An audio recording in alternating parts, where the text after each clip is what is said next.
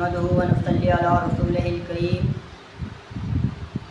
اما بعد فاعوذ بالله من الشیطان الرجیم بسم اللہ الرحمن الرحیم السلام علیکم ورحمۃ اللہ وبرکاتہ۔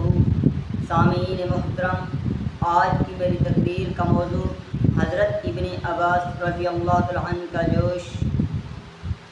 جب روانگی کی گھڑی قریب بالکل آ گئی تو حضرت ابن عباس رضی اللہ تعالیٰ عنہ پھر دوڑے ہوئے آئے اور کہا، اے ابن میں خاموش رہنا چاہتا تھا مگر خاموش رہا نہیں جاتا۔ میں اس راہ میں آپ کی ہلاکت اور بربادی دیکھ رہا ہوں۔ عراق والے دغا باز ہیں، ان کے قریب نہ جائیے، یہیں قیام کیجیے، کیونکہ یہاں حجاز میں آپ سے بڑا کوئی نہیں ہے۔ اگر عراقی آپ کو بلاتے ہیں تو ان سے کہیے کہ پہلے مخالفین کو اپنے علاقہ سے نکال دو، پھر مجھے بلاؤ۔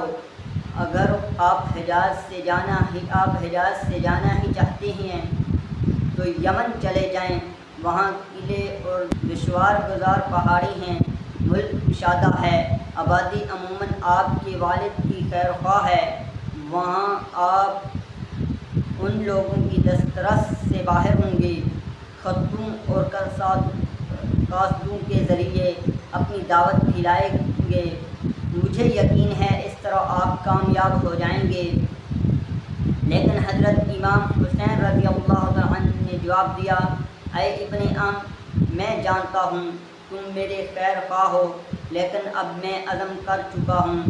حضرت ابن عباس رضی اللہ عنہ نے کہا، آپ نہیں مانتے تو عورتوں اور بچوں کو ساتھ نہ لے جائیے، مجھے اندیشہ ہے آپ ان کی آنکھوں کے سامنے اس طرح قتل نہ کر ڈالے جائیں جس طرح حضرت عثمان بن عفان رضی اللہ عنہ اپنے گھر والوں کے سامنے قتل کیے گئے تھے۔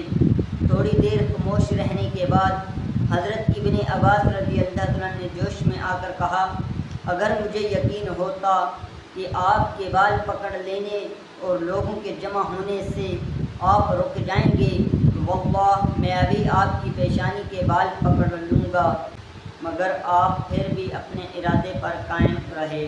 وما علینا الا البلاغ المبین۔